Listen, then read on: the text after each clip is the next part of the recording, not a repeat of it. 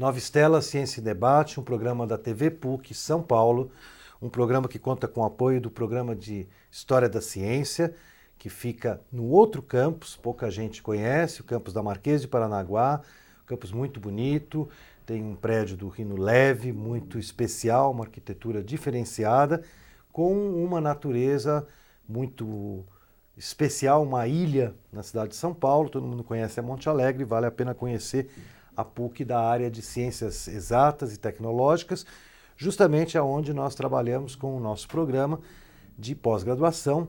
E hoje nós temos nada mais, nada menos do que a professora Márcia Ferraz, que é a coordenadora do nosso programa e que vai hoje conversar conosco de algo bastante interessante, que é algo relacionado, né, um programa, um tópico que a Nova Estela já abordou aqui no programa, mas que nós vamos aprofundar hoje. A gente pensa a história da ciência sempre física, química, matemática, ligada aos materiais, ligada à tecnologia de ponta, e esquece, né, que parte da história da ciência é ligada a algo muito natural, que são as frutas, que são as árvores e as plantas do planeta Terra.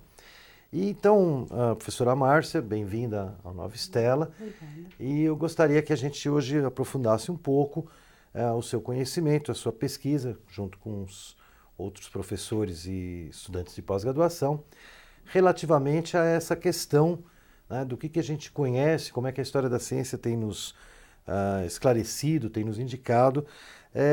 Enfim, a gente tem frutas, né, dos dois lados aí dos continentes, da África, Europa, aqui do lado de cá a América, depois do outro lado a Ásia. E como é que foi esse trânsito de plantas? O que a gente poderia destacar, assim, que você gostaria de começar abordando esse tema? Como é que é feito esse estudo, né? Para começar, agradeço muitíssimo o convite para estar falando aqui nesse programa. Quando eu falo da questão das frutas de várias partes do mundo, eu gosto de começar com um exemplo, né? Quando a gente pensa na culinária italiana, né? Difícil a gente imaginar comida italiana sem tomate, né? Ou a polenta, outra iguaria, né? Que é bem contemplada na culinária italiana, ou os pratos, um prato português, o bacalhau com batatas, né? Aí eu peço para as pessoas imaginarem o que seriam esses pratos antes da chegada dos europeus na América, né?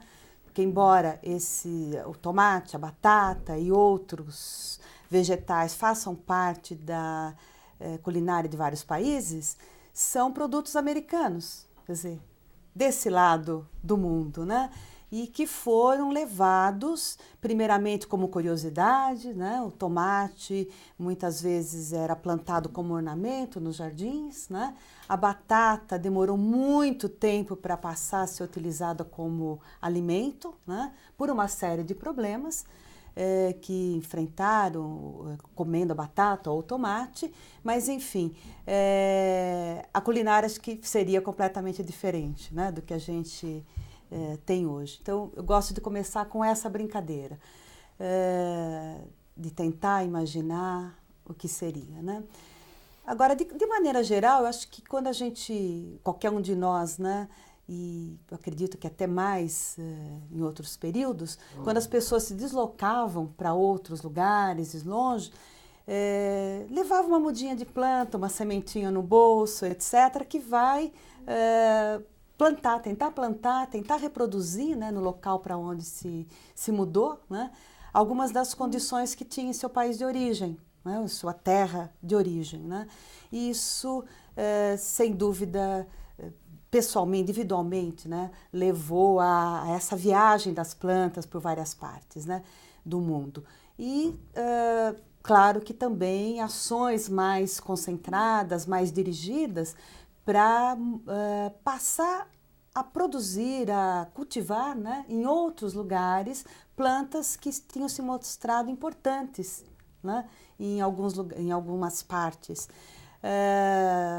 E aí são ações de governo para conseguir até entender primeiro quais foram as condições ou quais eram as condições em que as plantas se davam bem, né, para buscar em outra parte essas mesmas condições e conseguir produzir em grande quantidade, né? Então, isso aí seriam ações mais concentradas. E a gente poderia dizer, lembrar, né, já que estamos pensando em história da ciência mais estritamente, né, o que algumas disciplinas, algumas áreas do conhecimento vão desenvolvendo para se conhecer melhor as condições em que as plantas se dão bem para levar de um lado para outro, para naturalizar ou transplantar, etc., né? E, por outro, em trabalhos até mais aprofundados, os trabalhos de século XIX e outros períodos em que se tenta, encontrando uma planta que está crescendo, né, com muita facilidade no local e que não se sabe de onde vem aquela planta, né, nem todos sabem, estabelecer critérios ou métodos para se descobrir de onde elas eram originárias, né? Porque, como você mencionou no começo, elas estão tão bem, né, que acabaram confundindo naturalista, né, ou as pessoas que trabalhavam com história natural. E um bom exemplo disso é a jaqueira, né, que nós temos em quantidade no país, né, no Brasil e várias partes do país, inclusive no campus Marquês de Paranaguá, né, como a gente pode ver nas fotos, né, jacas imensas nas árvores, né? A gente não pode nem estacionar o carro embaixo. Exatamente. Porque... Tem um período que, como o terreno do lado tem uma série de jaqueiras, né, e os carros estacionavam paralelos ao muro, tiveram que cortar uma parte porque arrebentava, pelo tamanho da jaca, né, arrebentava o teto dos carros, né, amassava, etc. E se hoje a gente se confunde, ou um leigo se confunde, naturalistas do início do século XIX e bom conhecedor das plantas, o Bernardino Antônio Gomes, né, para dar o nome dessa pessoa, chegou a achar que existia uma espécie brasileira, sabendo que no Oriente, na Índia, se encontravam bastante jaqueiras. Ele falou, tudo bem, lá existe, mas no Brasil tem uma espécie que é originária daqui, etc., né? E provavelmente não tinha? Não. A jaqueira não é nativa do Brasil, né? Ela, de fato, foi trazida para o Brasil e se deu tão bem que a gente acaba confundindo, né? Assim como, às vezes, outra brincadeira que eu gosto de lembrar, né? Na feira, quando a gente reclama, essa batata está muito cara, né? Às vezes o feirante diz para a gente, mas essa batatinha é holandesa, por isso que é cara, né? Quer dizer, a gente tem vários tipos, é claro que houve todo um trabalho para se obter até tipos diferentes de batatas, né? Mas a origem é das Américas, né? E se deu bem. Ninguém falava vai plantar batata na Europa. Não, até pelo menos o século XVIII, quando há um trabalho bastante, sim, no século XVIII, no caso da batata, é que há um trabalho muito intenso, né, para que se começasse a usar a batata em extensão. Porque num certo período, do século XVI e XVII, se teve quase que uma epidemia, porque consumiram batata e certamente com o broto. Então, muita gente ficou doente, etc., porque a gente sabe que o broto da batata, né, não deve ser comido. E essa primeira tentativa acabou minguando, desanimando por conta dessas doenças, né? E no século XVIII, há trabalhos muito extensos em várias partes, na Inglaterra, na França, em Portugal, para tentar convencer as pessoas a consumirem a batata, né? E o plantio e depois o consumo, Esses etc. trabalhos, só para a gente aproveitar, sempre aqui no programa Nova Estela, a gente puxa um pouquinho para ensinar um pouco da metodologia da história da ciência. Essas fontes, elas estão disponíveis, elas foram trazidas aqui em microfilmes, estão lá no CESIMA, Centro Simão Matias de Documentação em História da Ciência. Conta um pouco para nós dessas fontes que você mencionou, naturalistas, tratados, o que são esses materiais, né? Quando a gente realiza um trabalho sobre as plantas, por exemplo, né, já que é dessa questão, uma das questões que a gente está discutindo, de saber a origem, uma das partes, né, dessa metodologia para descobrir onde, ou tentar descobrir de onde elas são originárias, é verificar quando que se falou de uma determinada planta que está nos interessando, né? Então, a gente vai ver em diferentes períodos esses textos, né? Então, no século XIX, século XVIII e assim por diante, né? Então, são textos que viajantes, de maneira geral, escreveram, se a gente pensa até o século XVIII, né? Ou depois o trabalho de pessoas que já tinham uma formação para esse tipo de trabalho, né? Que a gente vai chamar dos naturalistas. Então, esses textos, se a gente pensar que o Brasil, até o início do século XIX, estavam proibidas as tipografias, né? São textos ou que estão manuscritos em Portugal ou outras partes, ou publicados, né? Então, para a gente ter esse material, nós solicitamos microfilmes, né? Ou agora, mais recentemente, as imagens digitalizadas, porque muitas vezes são documentos únicos, é um só e aquele, né? Então são feitos um microfilme, uma foto, e o Centro Simão Matias é o depositário, no nosso caso, né? E a gente pode dizer que é um dos primeiros centros, se não o primeiro, com uma biblioteca digital. Bom, e para a história da ciência, sem dúvida, totalmente a história da ciência é o primeiro, né? Com documentos que a gente manda microfilmar ou manda fazer uma imagem digital, etc., né? Publicado ou manuscrito, né? Tanto nos dois casos e tal. E são documentos que estão disponíveis para os pesquisadores, para os alunos do programa ou pessoas que estejam da universidade ou de da nossa universidade ou de outras, interessadas em realizar esse trabalho. Estou falando especificamente das plantas e etc., né? E nós temos outros materiais, outros documentos também depositados. Você mencionou a jaqueira que tem lá na Marquês de Paranaguá. Eu me lembro numa oportunidade que você fez um certo mapeamento da região, né? Foi. Conta para nós, isso que é muito bacana, e depois a gente vai mostrar as imagens para ilustrar a sua fala, né? O trabalho foi o seguinte, já cheguei a apresentar numa palestra, né, no campus, e logo vou falar com umas modificações e desenvolvida de novo na Semana Nacional de Ciência e Tecnologia, né? Então, o trabalho foi o seguinte, com uma planta do campus, com o prédio e os espaços em volta, né?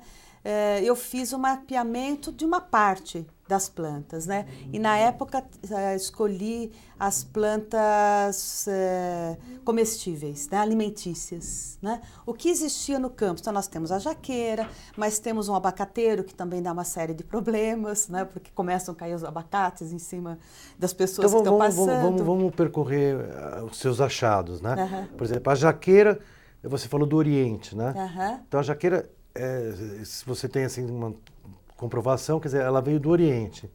Sim, exatamente. Eu estava falando do método, né, de saber de onde são originárias as plantas. Uma parte do método é saber ver as descrições das plantas, né? Então, não há descrição da jaqueira, a não ser a partir de um certo período no Brasil. Né? E nós temos descrições das plantas em várias partes do Brasil, já desde, por um exemplo, claro, 1578.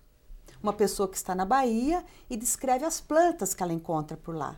E fala, olha, tem plantas que vêm de Espanha. Né? Quer dizer, ele fala de Espanha porque é uma época que estava Portugal e Espanha ligados, né?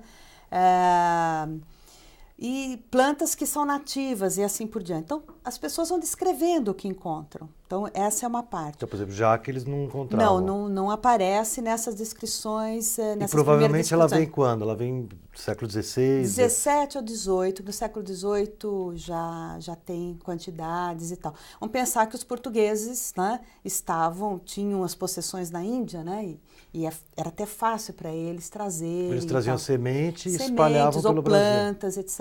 E deixavam, iam plantando. Que a jaca a gente vê, por exemplo, esse terreno que você está dizendo, ela nasce, não é nem cuidado, né? Um mato. Não. Ela nasce no mato.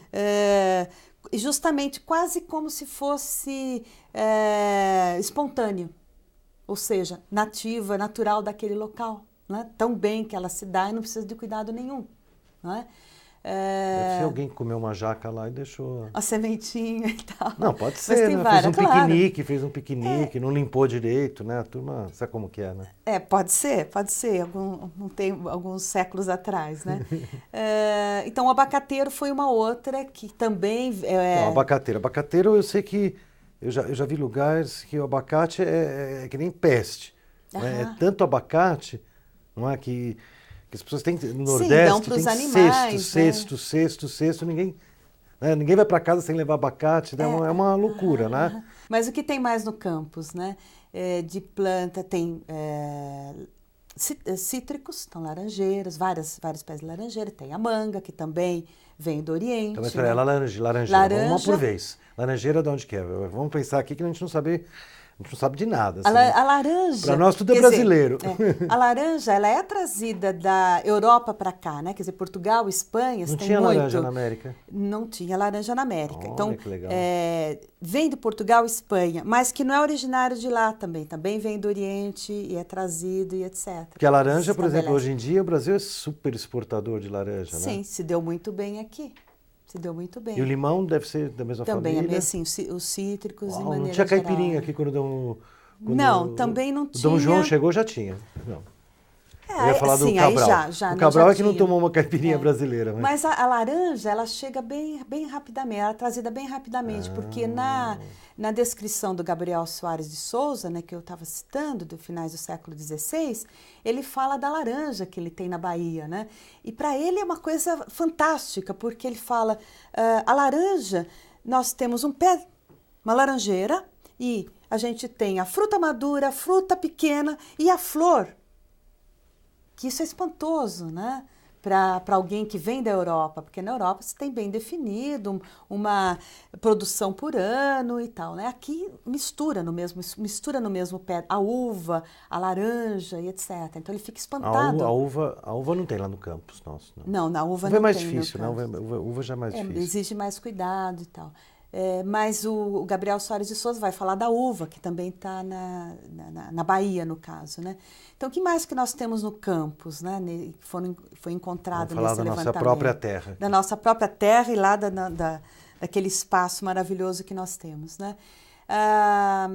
Então, a laranja, o mamão, que aí é americano, né? Vários pés de mamão. A jabuticaba, também tem por lá. A pitanga, que delícia. tem algumas árvores, entre outras, né? Mas essas são as principais. O café também aparece em algumas partes. O café também não é brasileiro, né? O café veio da muito onde? bem. Isso vem da região árabe, né? E vai para a Europa e depois é trazido para o Brasil e se deu super bem, né? O café, acho que eu já te contei, uma vez eu vi uma opereta que chama Café, né? Que é alguém traduziu a opereta, que a gente não entende, é alemão, mas acho que é do Bach, é justamente uma noiva que está indo casar, né? E o escândalo é que ela tomava café. E na época, tomar café era uma coisa que mulheres não muito recomendadas, né? Porque eram lugares onde se encontravam as pessoas para tomar café e era considerado como uma droga. Né? Exatamente. Então ela tem que prometer para o marido que ela vai casar e não vai mais tomar café. Mas ela se arrepende. E na véspera, isso é o drama da opereta, né? Ela tem que convencer o marido ao contrário. Ele tem que prometer que ela vai continuar tomando café, senão ela não casa. E ela ofereceu café para ele? E a toda a obra é café. Daí fica uma hora... bem forte. Mas mostra, como você falou, até na Europa, a introdução do café é um processo sociocultural complexo. Exatamente. Né? Há todo um debate, pelo menos no século XVII. Agora, é interessante, né? Você falou da batata, né, que é americana e vai para a Europa. Realmente, eu me lembro que as inscrições dos operários na Inglaterra, na época do Karl Marx, né, aquela visão romântica ali, que ia ser a revolução, porque os operários estavam... né, comendo pão, a batata que o diabo amassou, se tornou um alimento básico, né, até hoje, né, você vai na Alemanha, às vezes você vai numa feira, né, naquelas, eu estava no Natal, eles têm aquelas feiras de você vê todos os objetos para você comprar para tua casa de Natal, uma feira de Natal, né? Christmas Market, né? Que eles fazem. E a comida que eles servem lá é batata e salsicha, mas a batata em quantidade, é o basicão, né? Porque acaba sendo, quer dizer, antes da chegada, não só da chegada, mas da utilização em grande quantidade da batata como alimento, quer dizer, quais seriam as fontes, né, de nutrição, né, para não usar um termo anacrônico. O trigo, né, os cereais de maneira geral, né, muita coisa do trigo, centeio, etc. Maçã. Trigo, centeio tem em todo lugar, não também? Sim, tem... Algum tipo de trigo tem em todo local, né? Sim. Aqui que demorou um bom tempo para começar a cultivar, em algumas regiões específicas, né? Os portugueses que estavam no Brasil reclamavam muito, né, da comida aqui, porque não tinha trigo para fazer pão, por exemplo, né? Ou tinha em quantidade, chegava estragado, era muito caro e tal, né? Então eles faziam pão de mandioca, que é o que eles tinham aprendido com os indígenas, né? A utilização da mandioca como alimento. Mandioca é americana e é basicona, né? Eu sei que o pessoal fala até hoje que tem populações que vivem de mandioca, né? Que também é da América, que é trazida para essa região que é o Brasil, foi trazida há muito tempo, não é originária do Brasil espontânea, mas vem de uma outra região da América, que seria a América Espanhola. Uma coisa que acho que eu já vi você falando, a cana-de-açúcar, foi a professora Maria Helena que falou, a cana-de-açúcar ela é originária da América ou ela é trazida para cá? Também é trazida para cá, exatamente. Quer dizer que aquele ciclo todo do açúcar no Nordeste, no início do Brasil colônia, é uma importação. Isso, que traz e passam a produzir aqui, exatamente. Acontece que eles acabam desenvolvendo uma técnica, né, de fabricação de açúcar que acaba sendo importante, até a invasão dos holandeses no norte do Brasil por conta disso, né? Mas isso é trazido. No século XVII, né? E essa questão das plantas que tem numa parte e não tem em outra, né? E que se percebe que é importante comercialmente, é importante como alimento, ou às vezes são também medicinais, né? É tão destacado em alguns períodos, né, da nossa história que há piratarias, né? O pessoal sai para roubar jardins, roubar mudas mesmo e trazer de um lado para o outro, né? Quando a família portuguesa vem para o Brasil no início do século XIX, né, uma das primeiras coisas que se faz aqui é invadir o que era a Guiana Francesa, né, e pegar o que pode das plantas do jardim, que era um jardim botânico que era muito conhecido, né, pela variedade na Guiana Francesa, e trazer para cá. Né? Ou então conseguir cooptar o jardineiro para que venha com algumas plantas escondidas. Dá o salário dele, né? Exatamente, comprava um passe. Aí trazer. Que nem os times aqui que pagam qualquer coisa por um passe, né? Para contar, né, esses segredos do plantio e junto trazer algumas sementes, algumas mudas. Né? Como funcionava a climatização? Por exemplo, eles traziam e... Eu fico imaginando assim que você falou jardim botânico, né, Goiânia, né? Aqui no Brasil também o botânico nasce com a vinda da família, né? Isso. E qual a importância do botânico nesse processo? É grande? Então, essa primeira questão que você Eu tive no botânico aí recentemente, eu fiquei... Faz tempo que eu não ia, né? A gente sempre fica maravilhado, porque realmente é um jardim de uma dimensão... Muito bonito, muito inclusive, bonito, né? Essa questão da aclimatação... tinha sempre um ponto básico a ser seguido, né? Eles pensam o seguinte, bom, eu tenho tal planta, se dá bem em tais condições, é quente, é úmido, ou frio, etc. Então, que outro local parecido eu posso levar? Com algumas características, né? E provavelmente lá ela vai se dar bem também, né? Ou então ela precisa de um período de adaptação. Né? Então, o jardim botânico, às vezes, funciona como um local para adaptação dessas plantas. Né? Quer dizer, é uma ideia básica e que, posteriormente, até mais recentemente, né, a própria fitoquímica vai mostrar, né, que quando se leva de um local para outro, ou seja, se transplanta, né, um vegetal, há uma modificação nos constituintes químicos, né? nessa adaptação que a planta sofre.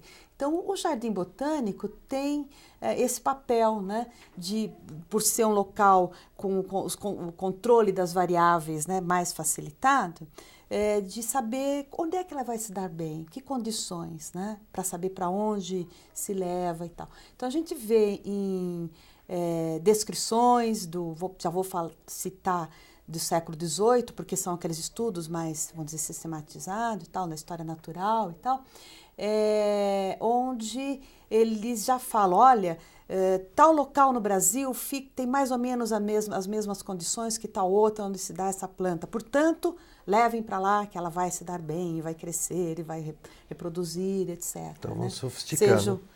Bom, vou te interromper, já interrompendo, né?